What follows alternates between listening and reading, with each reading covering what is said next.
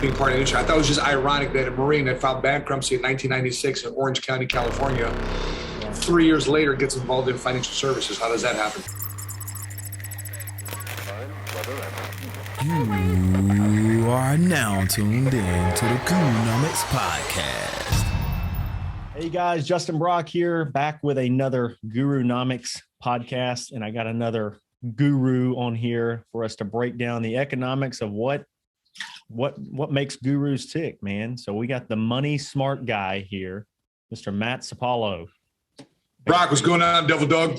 What's going on? So I feel blessed to have this guy on here because he's got a lot of stuff going on, heavily involved with PHP, the Money Smart brand, got a lot of attention online.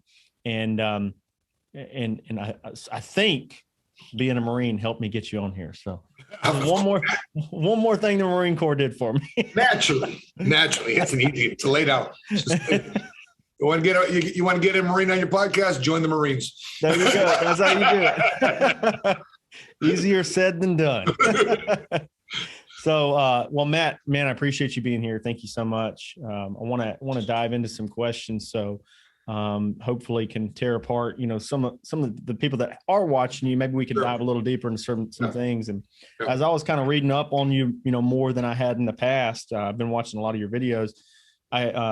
Something that kind of caught my eye was that when you got out of the Marine Corps and you went into the financial services sector, this is just an interesting factoid. You said that you were one of the first people to use the GI Bill to get your CFP, which is cool. It's a cool thing. Yeah. So, but when you did, I think you quickly realized that there was just a huge vacuum for people helping the middle class learn how to, whether it be retire or grow their wealth or have a good financial situation. You started a brand that really wasn't necessarily trying to sell people something, but just go out and give advice and build awareness.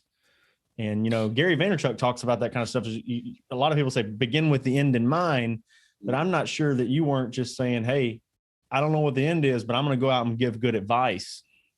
Is what it seems like, Yeah. I wish I was a lot smarter when I was younger, when I first started this business, because starting with the end in mind was definitely not my first punch areas of my punch. My punch was just, hey man, can I just pay the bills this month? I mean, that was really that was my end in mind. Yeah, that was the end in mind. Can I just get through this month? Don't file bankruptcy. Correct.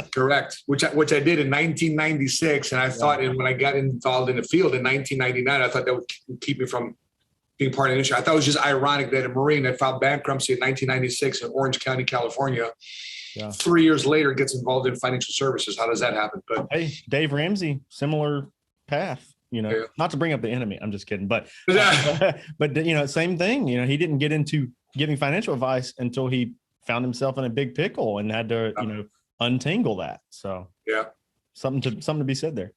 Yeah, I think that's a good point, because usually when people get involved in insurance because they've had some form of pain or some form of financial suffering, emotional suffering, that they realize that insurance products in our industry can help solve.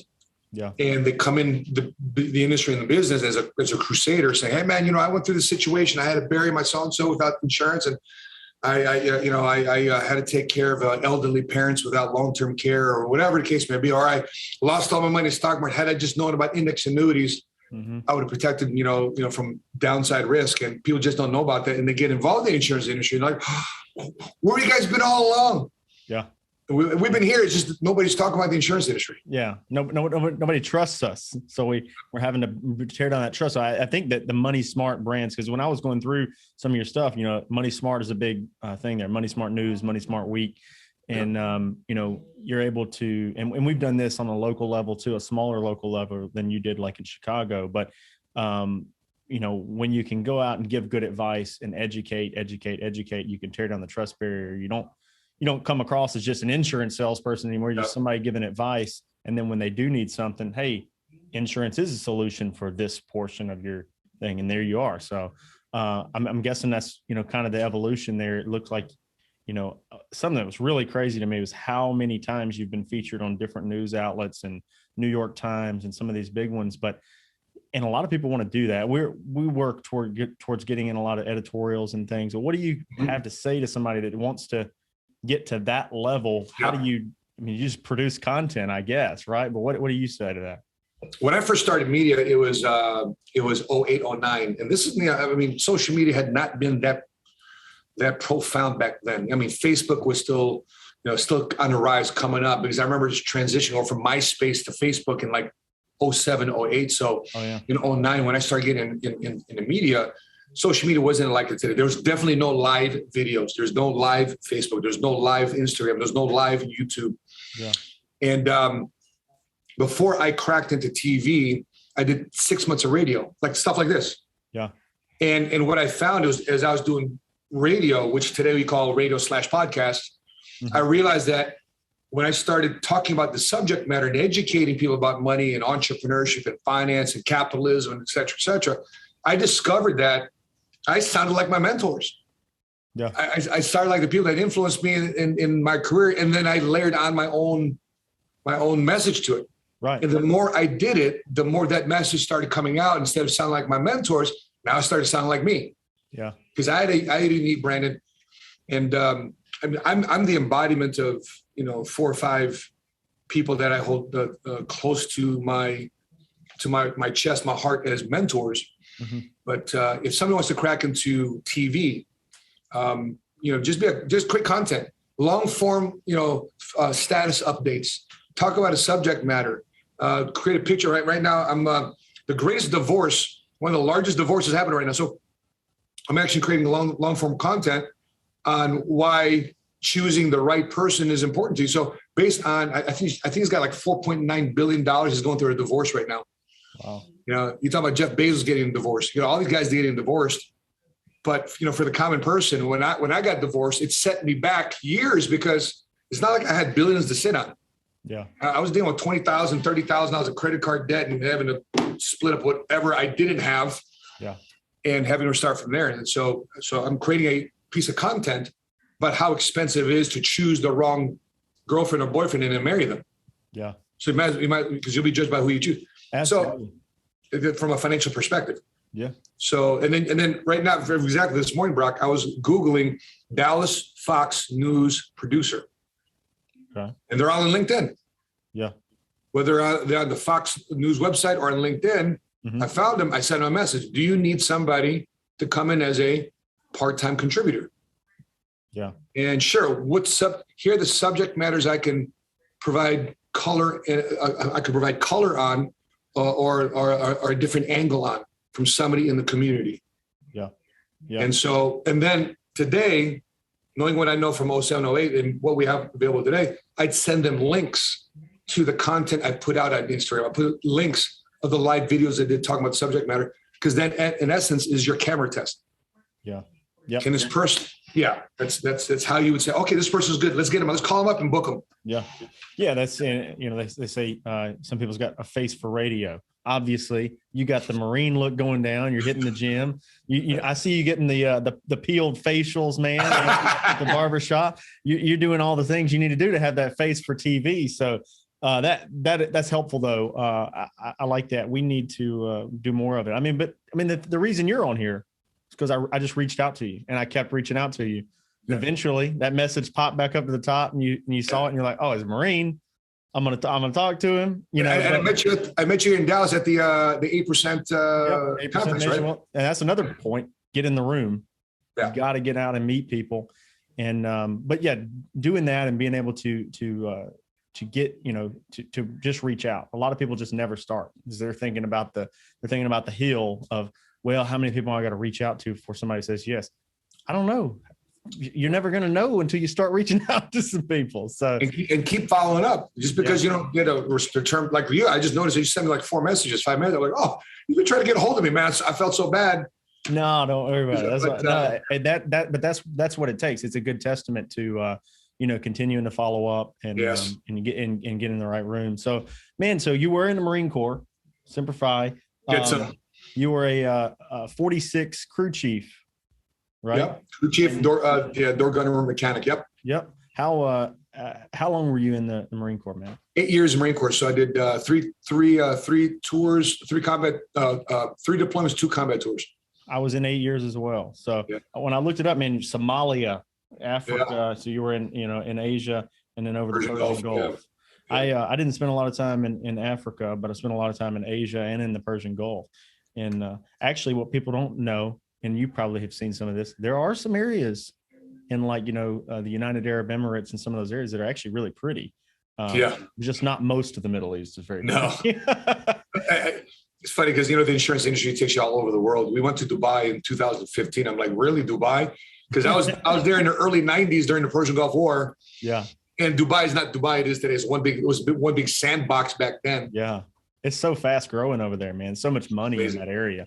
But I went to the Doha there, and it was I think at the time it was the highest per average individual income in the world. It was the equivalent at the time. This is probably 14 years ago. And it was it was like $88,000 per year per person average for the whole country or the whole area. So, crazy. And that doesn't sound like a lot, but to bring the average up from some of the poor people that were there were some people making some real money with all that oil money. So I wanted to go through a couple of these things and how people could get involved. I know you have 7-Figure Academy, and I wanted to get back to that, but you have your Money Smart brand. So you got Money Smart process. The Money Smart process is something you talk about in there. It's like a 3-step process. What can you tell me about the Money Smart process? Yeah, that was because that was my attempt. I think I got to update my website. That was my attempt to start recruiting. Okay. So I start recruiting people under the process of transitioning from whatever career they were going through into entering this field as an insurance agent or building their own agency. Yeah. And so that was the process, which is evolved, which is basically we have a new blueprint. It's around here somewhere, but we formalized it into a blueprint. But that process is just really understanding our flow, getting them from beginning to now, for example, in the Marine Corps, we had a bunch of checklists. Yeah. How do you trust a 17, 18, 19, 20-year-old with multi-million-dollar machinery and an ordnance and explosives? Yeah. You have a system. You have to have a system. How does and that's why I wanted my daughters to work at their first job at McDonald's. So therefore, at 15 years old, 16 years old, they can observe a system and a franchise at work that with less than 1 year of them working at McDonald's, they're running the drive-through. Yeah. So it's a foolproof system. It's just, you can, it's like the assembly line of, correct. So on the recruiting side, I know you guys you're intimately involved with PHP. Yep. I may be wrong on this. You have a leadership role at PHP now outside of your entrepreneur brand there, right? Correct. So I serve two roles at PHP. I have my own agency, which we have 2,500 agents across the country. I'm the number one income earner there at PHP agency. My wife and I run that business together. Yeah. But I've also been pulled into a chief distribution officer role. Okay. To be to help take some of the pressure off of Patrick's responsibilities in terms of driving the field force, because it's just not my business I'm concerned about. I'm concerned about everybody's business. Yeah. And so, that's part of the process too, is what the relationship with the carriers. Make sure that we have the right carriers talking to our people. So it's been interesting because I've never been chief anything my entire life. Crew chief. Oh yeah, that's it. But that's the second word. But as a first, to have chief as a first word is kind of a unique thing, because I don't have a college degree. I don't have any pedigree in the insurance industry. The first time I learned about insurance was SGLI, Servicemen's Group Life Insurance. Yeah.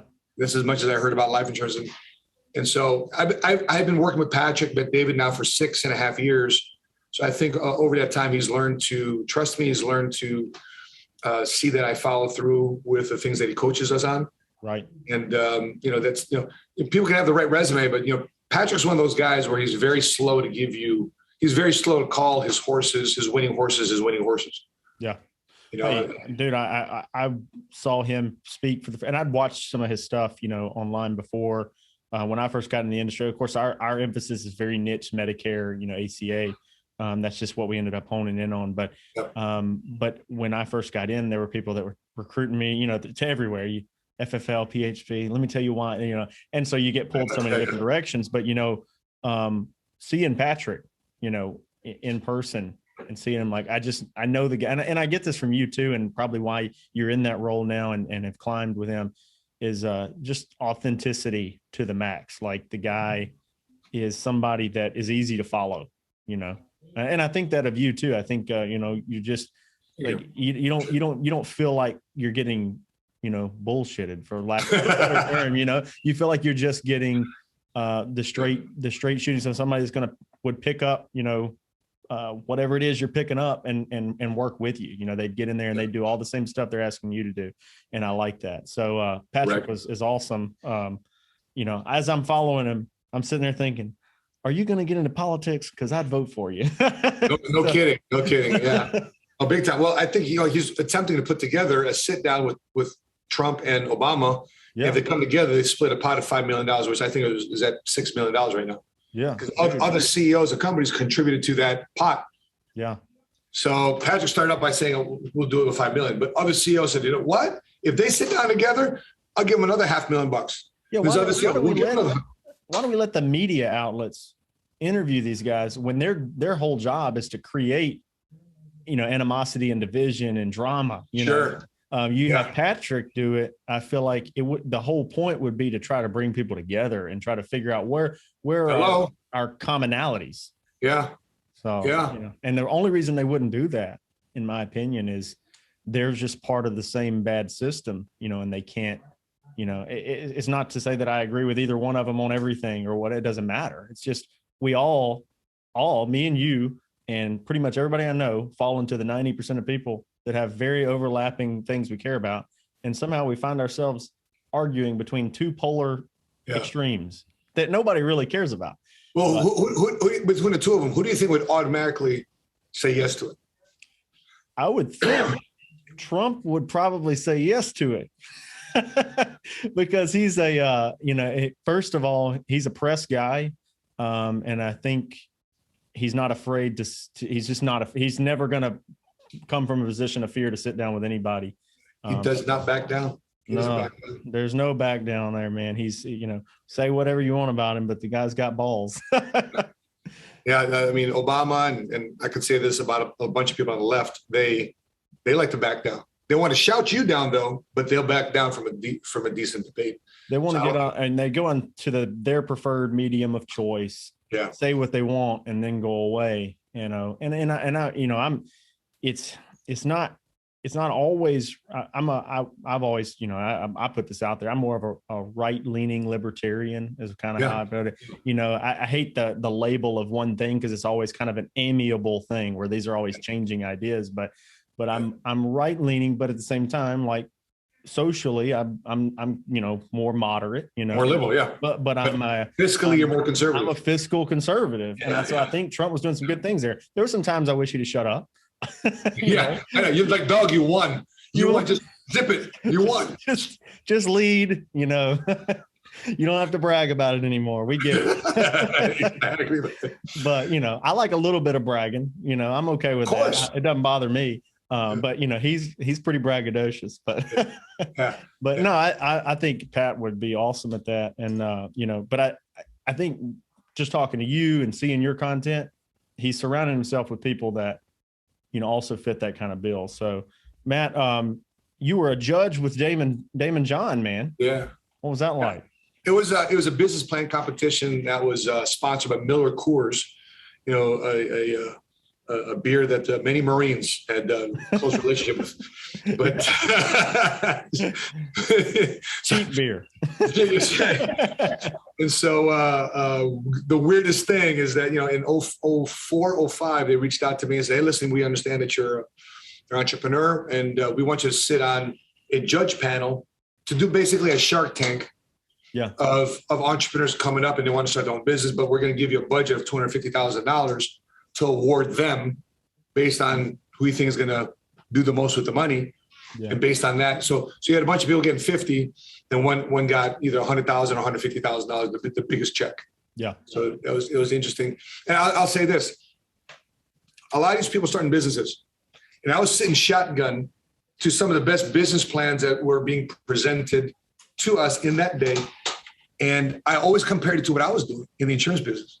What you do, for example, you and your audience are doing in the insurance business. Yeah. I'm thinking, wow, they got to worry about this. Wow, they got to worry about that. Wow, they got to worry about procurement. They got to worry about inventory. They got to worry about suppliers. Ooh, they got to worry about vendors. They got to worry about, people not paying them. 30 days net receipt. Oh my gosh, right? They got to please investors and blah, blah, blah, blah, blah. I'm like, I don't have to worry about any of that stuff in the insurance business. I know. The inventoryless business. Oh my gosh. Yeah. I don't have to worry about, having to do a special because Joe Smith across the street decided to sell term insurance cheaper than me. No, that doesn't happen. I know. Yeah. No accounts receivable department. No. I hear these commercials, groups that'll buy your accounts receivable department. And I was like, the insurance company is my accounts receivable department. Exactly. They collect the premium. yeah. And they can do the chargeback. That's right. All I got to do is outpace those. That's right. Outpace the chargeback. No. So all with it. Yeah, that's funny, man. Because you're right. We've said that for a long time. There are things about the business that are difficult. There's no sex appeal to it to most people.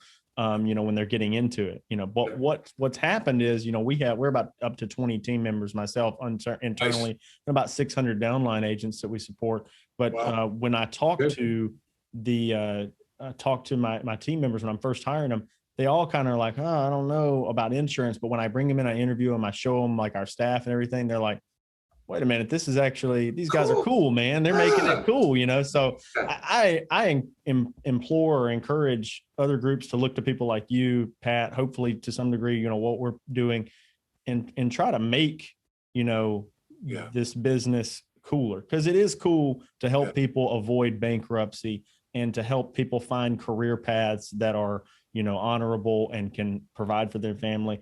That's cool. Sure. We ain't Google, but I think we're pretty cool. So yeah, we're very cool. I mean, I tell everybody, sadly, when that day comes, when your loved ones, the people that you love and care about, sadly, when they go meet the Lord, do you want to offer more than just prayers and condolences and sympathies and a bouquet of roses and a bouquet of flowers? Or do you want to also reach into your breast pocket and hand them a check? Man, I've handed some of those checks out. Oh. And we've even done on the lump sum, critical illness type stuff. Somebody get a check for a critical illness or accelerated death benefit or something like that. And it really means a lot to those people too, when they can collect and they're sitting there thinking, hey, I had health insurance, but I have a $10,000 deductible or a $5,000 deductible. And then I had, the travel expense, all the things the health insurance doesn't cover. You hand them, $30,000, $40,000, $50,000 additional funds for that. You're a godsend. Everybody hates insurance till they need it. But most people, if they live long enough, will need it. And even if they don't, if they die, you technically need it for that too. So like brother, my when I first got involved in the business, my parents were 61, 62 years old. And even then I sold them a long-term care policy. Yeah. Right. And in which the last several years I've been paying the premium.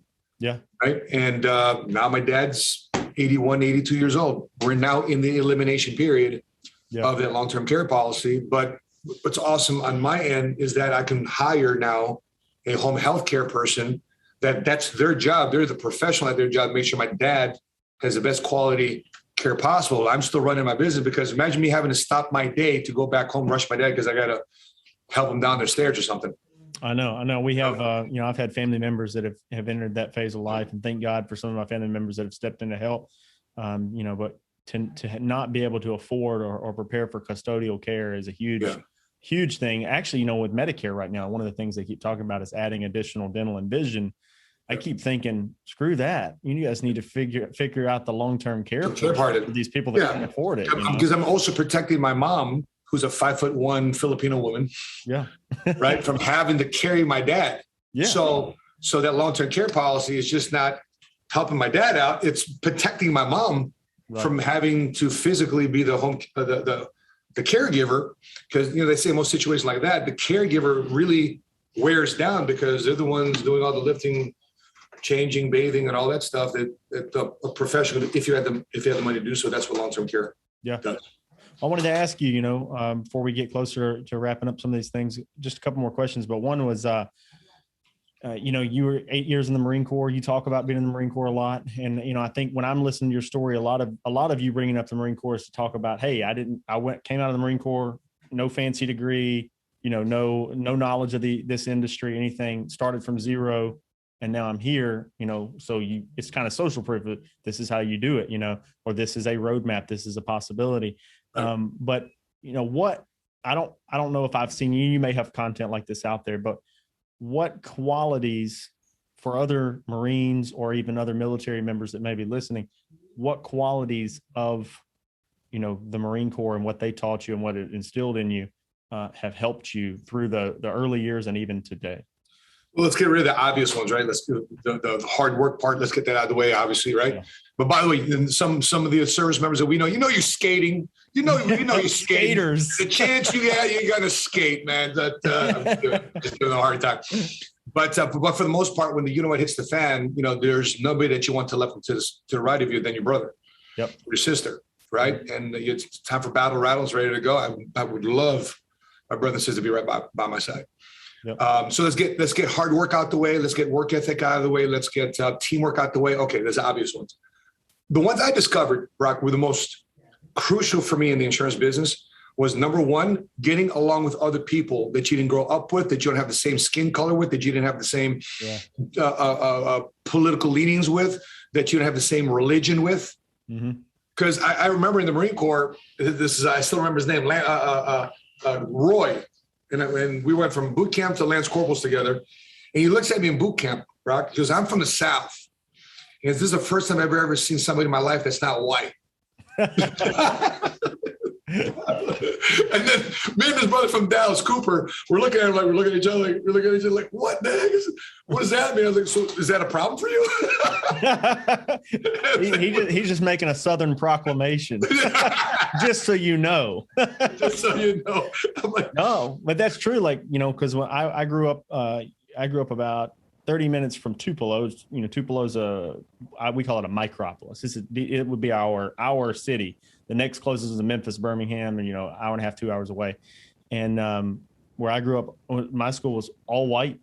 But you go 20 minutes another direction, you go to schools mostly black. It's just, it wasn't like an enforced segregation. It was just the way that the settling had happened over time. And it's changing slowly, even in those communities.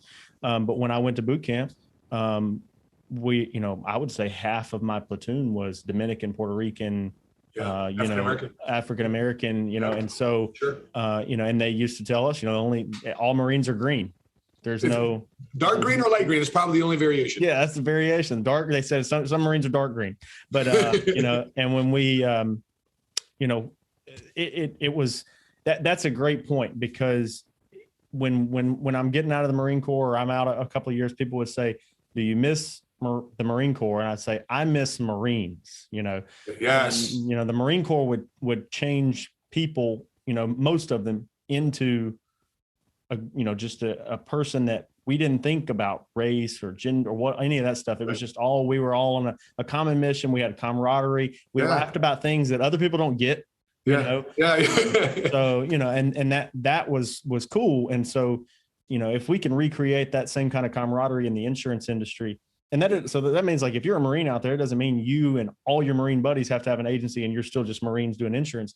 You can take the knowledge of that camaraderie that you have gained forcefully and that you love, and then create it by starting a business in the insurance industry, no inventory, a license that doesn't require a degree. It's not like being an officer. We all say that officers had to be, get a bachelor's degree in underwater basket weaving or whatever the hell they got it in. You don't have to do any of that. You come out, you start a business, and you start recruiting in just good people, and then showing them, like, I don't care what color you are. I don't care any of that stuff. I'm just going to show you how to help people and make money doing it. And we're gonna have a good time. And that is a Marine Corps thing. Yeah. And I've got agencies coast to coast. I got agencies in Northeast, South, Midwest, Chicago, Dallas, Southern California, Northern California. I've got an office in Hawaii. I've got an office in Alaska. It's all about people. At the end of the day, it's people. We all bleed red. You're American. We can take care of you. You love your family. We'll find a way to make sure you provide and make sure that if you die, your family's dreams don't die with you. Yep. So, that's our proposition. I think the other trait, Brock, that made sense for me too as well, is not just hard work. It's working hard when you're not getting paid. Yeah, absolutely. Yeah. It's not always about the paycheck. And, the best business owners, even, it's the mission. Yeah. Yes. And the best, I think the people that run the business is the best can delay gratification so that they can reinvest into their infrastructure and their team, and that, we didn't serve in the Marine Corps to make money, Yeah, no, if you did, it's a rude awakening coming. Yeah. Get out and join the Air Force. At least you have a better shot of skating around and getting a college degree over there if you want to make money in the military. But for us, it took me 18 months in the insurance industry with really no mentor. I like I told you, my dad was an agent, but here's what my dad being an agent was like. He's like, yeah, you should get your insurance license. You can go under me, and I'll pay for half of these direct mail leads, and you go out and knock on doors and write insurance. Not going with me or anything like that. So, but even that push, 18 months in, I was making more than I made in the military at the end of 8 years, including when you count for TRICARE and stuff like that. So, if you want to make some money too, it's a great industry, but to get to where we are now, we had to put a lot of that back into the infrastructure because the mission was bigger than just making a little bit of money. Right. So 100%. It's twofold. I like money, shoot, it's the resource between me and your Rolls Royce. But no, man, listen, this is great. I enjoy catching up with Marines. It's like you feel like people automatically, but so what's next for you? How can people in our audience and other places out there get in touch with Matt in a way to plug into some of the stuff you're doing? Yeah, very simple. My website's moneysmartguy.com. You can find me on Instagram, moneysmartguy.com. Our YouTube channel is a 7-figure squad, so we can help people think like a millionaire, strategize like a millionaire, so therefore they can one day become a first-generation cash flow millionaire. And funny thing is that it's been taken off. We started this in December. It's been kind of weird, but we started doing faith-based finance. Yeah, and how to look at money and business from the perspective of biblical views. Mm-hmm. And those videos have been taken off. So if you have any remote interest in that, that's what we talk about on 7-figure squad too, as well as other strategy. We just did a video on 5 ways that millionaires use life insurance to build tax-free wealth. So there's a combination of finance and at the same time faith-based finance, entrepreneurship. It's in a mix of what we love to talk about, and just usually done, with a whiskey company, whiskey with the whiskey company we invest in with the bottle right next to me and a cigar in my hand, and we just have a blast. Talk about what we love in this world. We actually have on my staff, my internal team, 3 people that are non-denominational pastors that are in this. So we found a good, when you find some of these guys that are unpaid pastoral staff, find a career in the insurance industry as well often. So we found a good, and they typically know how to communicate well. Sure. Because that's what they've been doing, and they love people. So it's worked out well for us and them. So if you're out there and you're in that kind of niche, if you're in that independent, faith-based, whatever, if you're in any sort of pastoral side where you're a youth pastor or anything, and you're like, this is great, this is my passion, this is what I want to do, how can I earn income? We could show you, all these insurance leaders out there how to do that. So it's another niche. Well, Matt, it was great talking to you today. I really appreciate you being on here. I know we're probably going to talk about trying to get you out to Medicare Con, and if not this next one, then the one after that sometime, whenever it works. But we'd love to get you out there and get our audience to have the chance to meet you in person. So thank you so much for being on, buddy. You got a leather neck. Honor to be here. Semper Fi. Twofold Hunden. Did you subscribe to the YouTube channel? Did you like the video? Please turn your notifications on and head over here to our next video. And if you haven't joined our Facebook group, check out Medicare Gurus. It's over 7,000 members strong currently, and there's tons and tons of wealth of information and knowledge from experienced agents as well as new agents that you can find and help shepherd. So thank you guys so much for watching. Check this video out right here.